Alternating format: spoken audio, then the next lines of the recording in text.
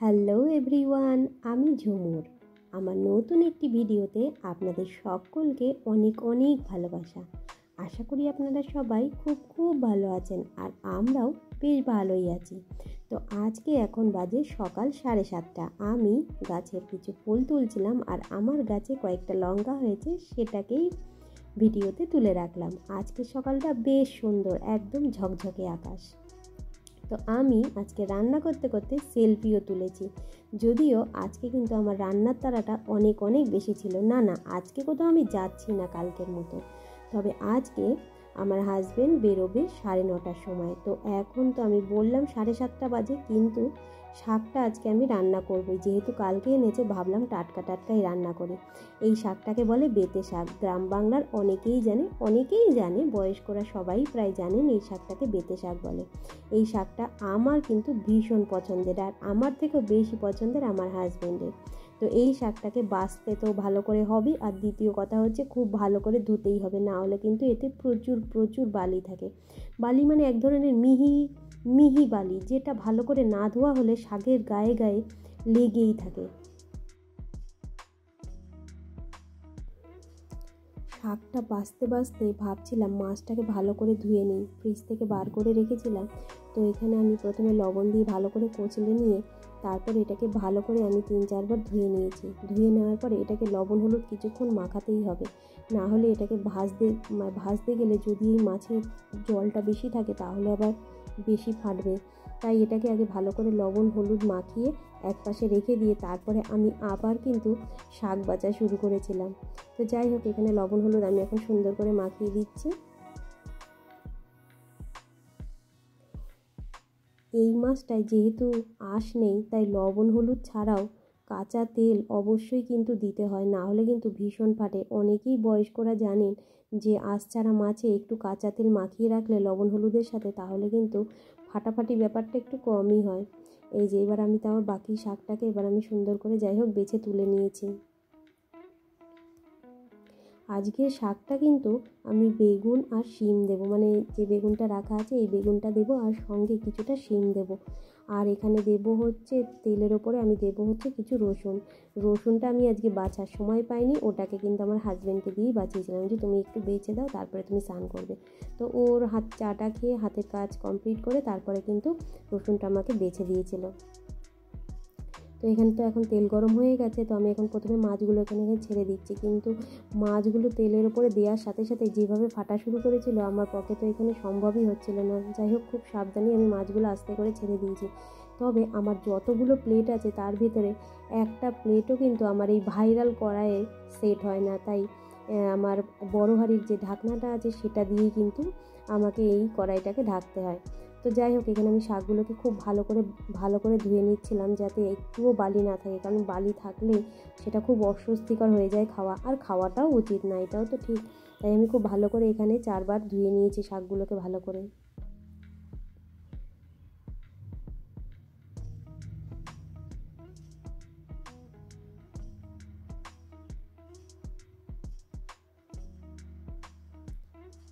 এই যে ধুয়ে 4 বার ধুয়ে একদম সাদা জল বার করে ফেলেছি। যাই হোক, শাকটা একদম ফ্রেশ হয়ে গেছে। এবার আমি মাছের আলুগুলো সুন্দর করে কেটে নেব। প্রথমে মাছের আলু কাটার সময় ভাবছিলাম একবার লম্বা করে কাটি, একবার গোল করে কাটি, তারপরে মনে হলো না, গোল করেই কাটি। যাই হোক, মাছের আলুগুলোকে আমি সুন্দর করে পিস করে বার করে নিয়েছি। এবার আমি কড়াইতে তেল দিয়ে দেবো। কিন্তু হয়ে গেছে মাছ ভাজতে ভাজতে আর শাক বাছতে আমি কিন্তু প্রায় 8টা 20 বাজিয়ে ফেলেছি। মানে আমার কাছে পুরো 1 ঘন্টা আর টাইম আছে। এদিকে মাছ ভাজা হয়ে আসছে, সঙ্গে আমি এখানে এখন শাকগুলোকে ভালো করে কুচাচ্ছি, কারণ শাকগুলোকে কুচিয়ে না রাখলে মাছ ভাজার পরে ওই কড়াইতে কিন্তু আমি শাক ভাজা বসাতে পারবো না। মাছের তেলেই কিন্তু আজকে আমি শাক ভাজাটা করে নেব। আর এদিকে আমার হচ্ছে মাছের তরকারিটা করব আমি ফ্রেশ তেল দিয়ে, মানে মাছের তেল আর করতে পারবো না। এদিকে আমি কড়াইটা কিন্তু তখন বসিয়ে দিয়েছি, মানে কড়াইতে আলু ছেড়েও দিয়েছি। আমি কিন্তু এখন এখানে শাকগুলোকে ভালো করে কুচিয়ে নিচ্ছি, কারণ শাক কুচানোটা যত ভালো হবে তত তাড়াতাড়ি আমার শাক রান্নাটা কমপ্লিট হবে। শাকটা যদি ভালো করে না, যদিও আমি শাক কোচাতে একদমই পারদর্শী নই, মানে আমি একদমই শাক ভালো করে কোচাতে পারি না। ওই চেষ্টা করি, কিন্তু যতটা মানে আমার পক্ষে যতটা সম্ভব হয় আমি চেষ্টা করি, কিন্তু অতটা ভালো করেও আমি কিন্তু শাক কাটতে পারি না। এটা আমি এর আগের একটা ভিডিওতেও আমি শেয়ার করেছিলাম যে হ্যাঁ, আমি অতটা ভালো করে শাক এখনও কেটে উঠতে পারি না। তবে এই শাকটা নরম শাক, মোটামুটি একটু কাটা হলেই কিন্তু ভালোই নরম হয়ে যায়। তাও আমি চেষ্টা করলাম যতটা কুচিয়ে কাটা যায় এই শাকটাকে। এদিকে আমি কড়াইতে তেল দিয়ে দিয়েছি, সেখানে কিন্তু আমি জিরে আর শুকনো লঙ্কা অলরেডি ছেড়ে দিয়েছিলাম। এবার এই যে জিরে আর শুকনো লঙ্কাটা হয়ে গেছে, এবার আমি মাছের আলুগুলো ছেড়ে দিচ্ছি। মাছের আলুগুলোকে ভালো করে ভেজে নিয়ে তারপরে কিন্তু আমি এখানে কাঁচা লঙ্কা আর হলুদ আর লবণটা অ্যাড করব। তো আজকে কিন্তু এখানে আমি বেশি মশলা দিচ্ছি না, মশলা মানে সামান্য না, একটু পরিমাণ মতোই জিরে গুঁড়ো নিয়েছি আর সামান্য একটু শুকনো লঙ্কা। এদিকে মাছের আলুগুলো ভালো করে ভাজা হয়ে গেছে, এখন আমি এখানে কাঁচা লঙ্কা আর লবণ হলুদ আমি অ্যাড করে দেবো। কাঁচা লঙ্কাগুলো আজকে চিরতে গিয়ে বেখেয়ালে পুরো চিড়ে ফেলেছি। পুরো চিড়ে ফেললে কি হয়, বীজগুলো বেরিয়ে যায়। তো যাই হোক, যেহেতু পুরো চেরা হয়ে গেছে আর কি করবো। কাঁচা লঙ্কাগুলো বিভৎস ঝাল, মানে একটা কাঁচা লঙ্কা খাওয়া মানে অনেকক্ষণ ধরে শুধু হুয়াই করতে হয়। যাই হোক, এখানে আমি একটুখানি আদা কুচি দিয়ে দিলাম, এটাকে ভালো করে ভেজে নিচ্ছি তেলের ওপরে, কারণ আদাটা কাঁচা থাকলে কিন্তু এবার কাঁচা কাঁচা গন্ধ বেরোবে। সামান্য একটু ভেজে নিয়ে আমি আবার এখানে মশলাটা অ্যাড করে দিয়েছি। ওদিকে আমি গরম জল বসিয়ে দিয়েছি, যাতে আমার মাছের তরকারিটা যখন ভালো করে কষে যাবে তখন যাতে গরম জলটা দিলে তাড়াতাড়ি আমার যাতে মাছের ঝোলের উচ্চারণটা চলে আসে এবং তাড়াতাড়ি ঝোলটা ফুটে যায়। তো যাই হোক, আমি ঢেকে রাখলাম কিছুক্ষণের জন্য। তারপরে আলুটা যখন একটু সেদ্ধ হয়ে এসেছে, মানে কষে গেছে মশলার সাথে, তখন কিন্তু আমি এখানে জল অ্যাড করে দিয়েছি। এই যে আমি এখন জলটা দিয়ে দিলাম। এবার জলটা দিয়ে আমি এটাকে ঢেকে দেবো ভালো করে ফোটার জন্য, কারণ মাছের তরকারি ভালো করে ফুটলে তবেই কিন্তু এর টেস্টটা দারুণ হয়। এইদিকে তো মাছ ভাজা আমার কমপ্লিট হয়ে গেছে, তো আমি এখন শাকটা ভাজবো। কিন্তু শাকটা ভাজার আগে ভাবছিলাম যে একটা বেগুনের পিস বার করেছি, যেহেতু ওকে আমি আর কিছু দিয়ে এখন দিতে পারছি না, তাই ভাবলাম একটা বেগুন ভেজে দিই, তারপরে শাকটা করব। তো এই যে মাছ ভাজাগুলো যে তুলে নিয়ে তারপরে আমি কিন্তু এখানে বেগুনটা ছেড়ে দিয়েছিলাম। প্রথমে আমি বেগুনটা ভেজেছি, তারপরে কিন্তু সেই তেলে আমি শাকটা ভেজেছি। এখানে আমি দেখো কত সুন্দর করে মাছগুলো আজকে ভেজেছি। এই মাছ ভাজতে সত্যি ভীষণ অসুবিধা হয়, ভীষণ ফাটে কড়াইতে। এই যে আমি এখন বেগুনটা ভাজছি, বেগুনটা ভেজে তুলে নিয়ে তারপরে এখানে কিন্তু আমি প্রথমে তেলের ওপরে রসুনটা দেবো, তারপরে কাঁচা লঙ্কাগুলো দেবো, মানে শাকে যেটুকু আমি লঙ্কা দিতে চাচ্ছি তো সেটুকু লঙ্কা দিয়ে ভালো করে ভেজে নিয়ে তারপরে শিম আর বেগুন যেটা কুচিয়েছি সেটাকে ভাজবো। ভালো করে ভেজে নিয়ে লাস্টে আমি এখানে শাক দেবো এবং তারপরে আমি পরিমাণ মতো লবণ দেবো। তবে লবণটা প্রথমে আমি কম দেবো, তারপরে প্রয়োজন হলে আমি অ্যাড করবো।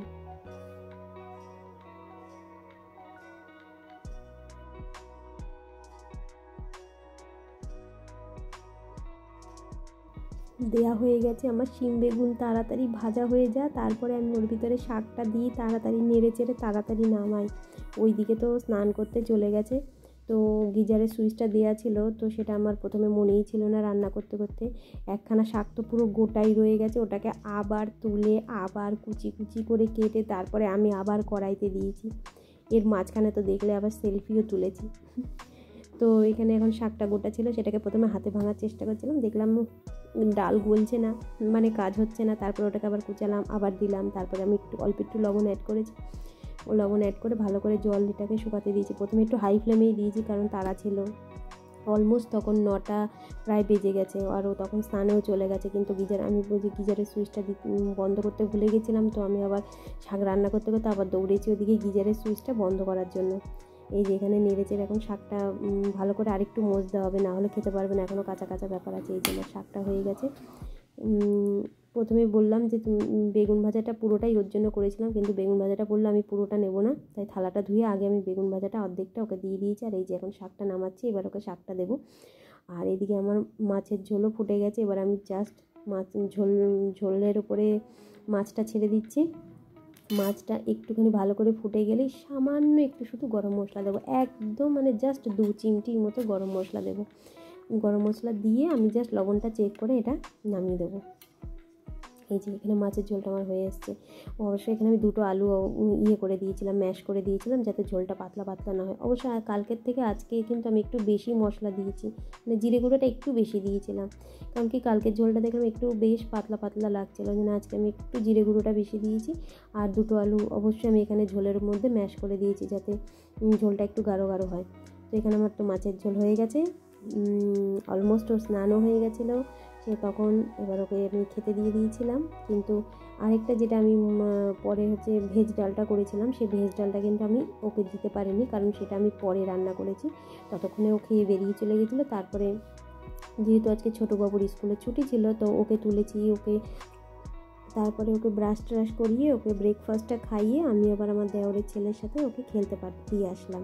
এখানে দেখি আবার কালু এসে খাবো খাবো করছে। ওকে একটা বিস্কুটের প্যাকেট দিয়েছিলাম, মানে একটা গুড ডে দিয়েছিলাম ওর হাতে ভাইয়ের কাছে নিয়ে যাওয়ার জন্য। সেটা দেখে এটা তো পাগল হয়ে গেছে খাওয়ার জন্য। তারপরে আমি আবার এটাকে, সকালে রুটি ছিল সেইখান থেকে একটা রুটি দিলাম। এই যে এখন রুটি খাচ্ছে বদমাইশটা। সত্যিই ওর খুব খিদে পেয়েছিল। যাই হোক রুটিটা খেয়ে একটু হলেও শান্তি পেয়েছে। যাই হোক ওকে খাইয়ে দাইয়ে তারপর আমি চললাম আমার আমি ডালটা ভেজে রেখে গেছিলাম, আমি তারপরে ঠান্ডা করে ভিজিয়ে রেখে গেছিলাম। তো এখানে এখন আমি ডালটা সেদ্ধ বসিয়ে দিলাম। তো সেদ্ধ বসিয়েছি, একটুখানি মানে ফুটে এসেছে, মানে প্রায় হয়ে গেছে। তখনই আমার আবার ননদ ফোন করেছে। যাই হোক ফোনে ব্যস্ত হয়ে গেছিলাম, যার জন্য আজকে ডালের ভিডিওটা পুরোটা হয়নি। এখানে শুধুমাত্র ডালটাতে আমি লবণ আর হলুদ দিচ্ছি, এত পর্যন্তই আছে এখানে। তো বাকি আমি ডালে গাজর, কিশমিশ, কাজু আর একটু ফুলকপি দিয়েছিলাম। তো আর নামানোর সময় একটু ঘি অ্যাড করেছিলাম। যাই হোক আমি আজকে ডালটা নামিয়ে ফেলেছিলাম, তো সেটা আজকে আর ভিডিওতে নেই, যেহেতু ননদ ফোন করেছিল, ওর সাথে কথা বলছিলাম। তো এটা ছিল আজকে আমার দুপুরের মেনু। গরম গরম ভাত, সঙ্গে হাফ বেগুন ভাজা, আচ্ছা আমার শাক ভাজা, আর এইটা হচ্ছে আমার ভেজ মুগ ডাল, আর সঙ্গে ছিল আজকে বোয়াল মাছের তরকারি, যেটা আলু আর জিরে বাটা দিয়ে আর সামান্য একটু কাঁচা লঙ্কা শুকনো লঙ্কা দিয়ে করা। বিকালে গেছিলাম কাঁচরাপাড়াতে মেয়ের জন্য একটা জুতো কিনতে, কারণ ওর কিটো আছে, কিন্তু ওর বুট শু সেটা কিন্তু হয়ে গেছে, ছোট হয়ে গেছে। তো এখন তো ঠান্ডা পড়ে গেছে আমাদের এদিকে, তো ওর একটা জুতো অবশ্যই লাগবে, তার জন্য একটা জুতো কিনতে গেছিলাম। আজকের ভিডিওটি এখানেই শেষ করছি, দেখা হবে আবার কালকে। ততক্ষণ পর্যন্ত আপনারা সবাই সুস্থ থাকবেন, খুব ভালো থাকবেন। তো আজকের মতো আসি, টাটা।